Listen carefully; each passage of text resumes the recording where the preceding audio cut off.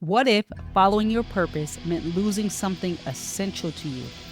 And what if that essential thing was your eyesight? Would you still pursue it? That's what happened to Georgia Ann Robinson, the first Black female police officer in the United States. And I want to tell you her story. Come on.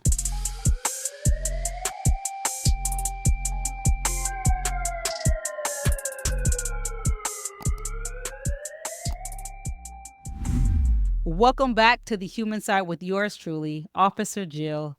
And today I'm excited to finish off the month, Black History Month, with one of my favorite stories.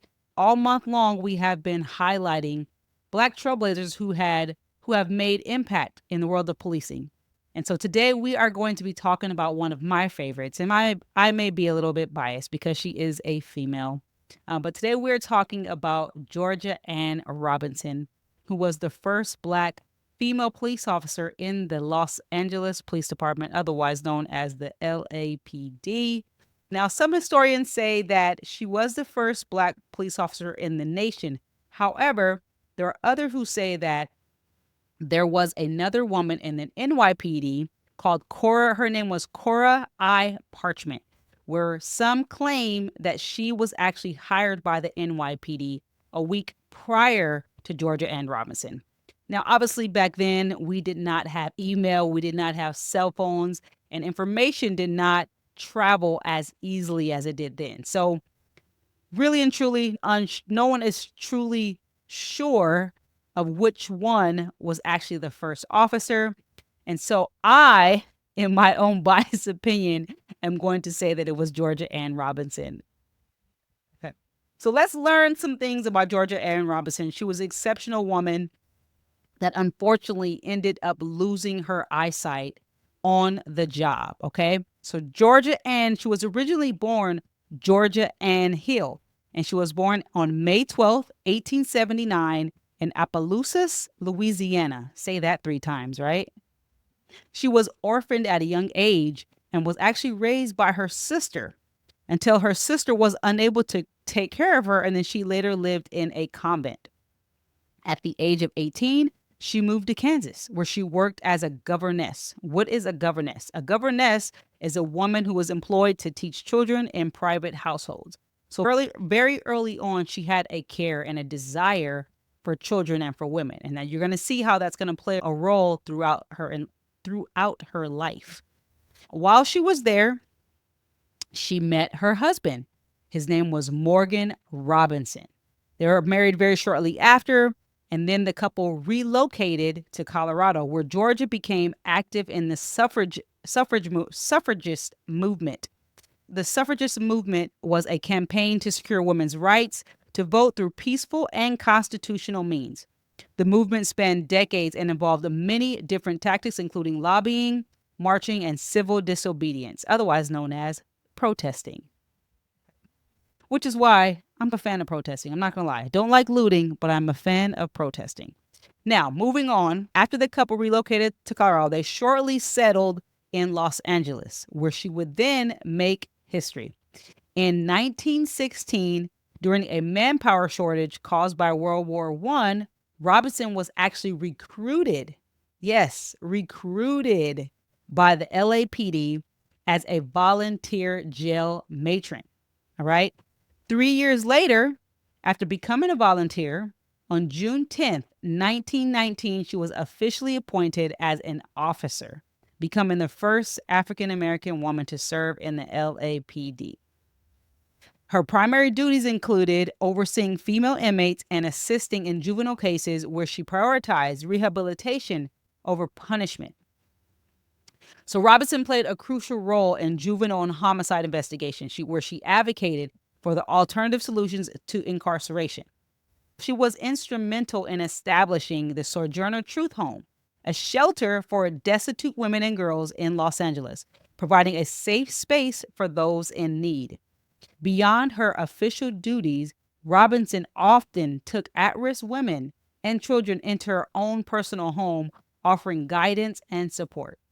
As you can see, Robinson had a love and a desire to help other women. And my guess is that This authentic desire, this authentic willingness to help women and children more than likely came from the challenges that she suffered in her own life. She was originally raised by her sister because her mother was unable to raise her and she was orphaned, then also went on to live in a convent. And that goes to show that how powerful our own challenges can be when we take them and make them powerful and help others because we have experienced something similar. So Robinson's work laid the foundation for community-centered policing and social justice advocacy. So just shy of 10 years after being hired in 1928, Robinson sustained a severe head injury that was caused while trying to break up a fight with two female inmates. Unfortunately, that injury caused her to become permanently blind. And because she was permanently blind, it was obvious that she could no longer do the job of being a police officer. So she was retired, medically retired after that injury. Georgia Ann Robinson was only 49 years young at that time. She had a ton of life to live, and I can only imagine what else she could have gone on to do in the police department. Now, she is known for this very, very famous and interesting statement that she made. So when she was asked about her injury and how she felt, she stated, "I have no regrets. I didn't need my eyes any longer. I had seen all there was to see." She was only 49 years old and she felt that she had seen everything. It really makes you wonder, what did she really mean by that? I would love to sit down and talk with her one day and have her explain what she meant. Did she mean that she had seen all the negative to the point where she didn't want to see anymore? Did it mean that she felt that she had already accomplished something so amazing by becoming the first Black police officer that she felt fulfilled? I don't know. I have no idea what she thought, but it's just something to think about. Ultimately, what I do know is that her resilience in the face of adversity highlights her strength and unwavering dedication to justice. So even though she could no longer work as a police officer, she continued in her efforts in activism. How? After leaving the LAPD, Robinson continued to work as a community advocate. She became actively involved with the National Association of the Advancement of Colored People, otherwise known as the NAACP, playing a role in desegregation efforts in LA. She fought for integration of schools and public spaces, particularly in beaches, advocating for equal rights. Robinson also remained involved in supporting women and children through the Sojourner Truth Home, ensuring her legacy extended far beyond law enforcement. So naturally, as a Black female officer, I appreciate the story of Georgia Ann Robinson. And I have shared my story before, how it was two Black female officers who empowered me to continue to pursue this career and my dream of becoming a police officer when I hit a few roadblocks along the way and this pursuit of getting to this career. Georgia Ann Robinson has been someone who has paved the way for me to be able to serve people in the most honorable way and to help others when oftentimes they are unable to help themselves. But I also believe that it's important to other females, period, to other female officers. The reason being is nationally, women constitute approximately only 14% of sworn officers in the state and local law enforcement. Now, there have been some initiatives, and I know there's one that my department is pursuing, which is called the 30 by 30 initiative, where we are trying to have 30% of the police department be women officers by 2030. Now, we are 2025, and unfortunately, we're at 14%. We have a long road ahead of us, but we're going to continue to push on. And I want to take this time to encourage any women, any young women, any older women, anyone who knows a woman, or if you are a woman that is thinking about pursuing this career, I encourage you to take a look at it. I can't tell you how amazing it feels to help someone in need. And as women, we have a certain skill set that becomes very beneficial to this job.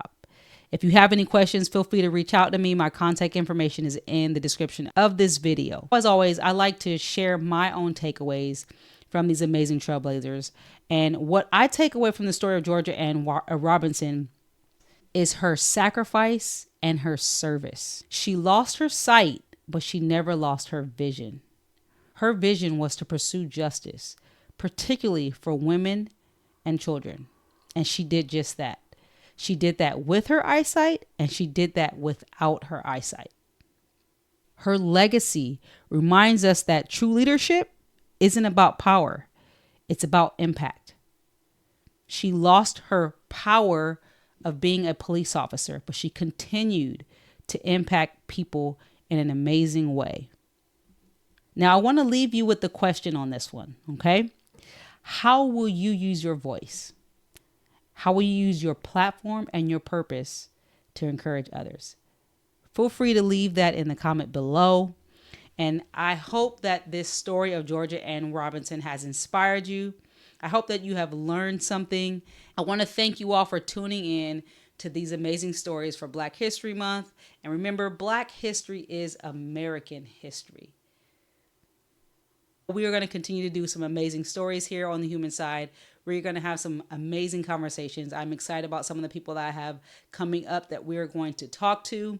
And I would love for you to subscribe, share, all that good stuff. But most importantly, you already know, if you show me your human side, I'll show you mine.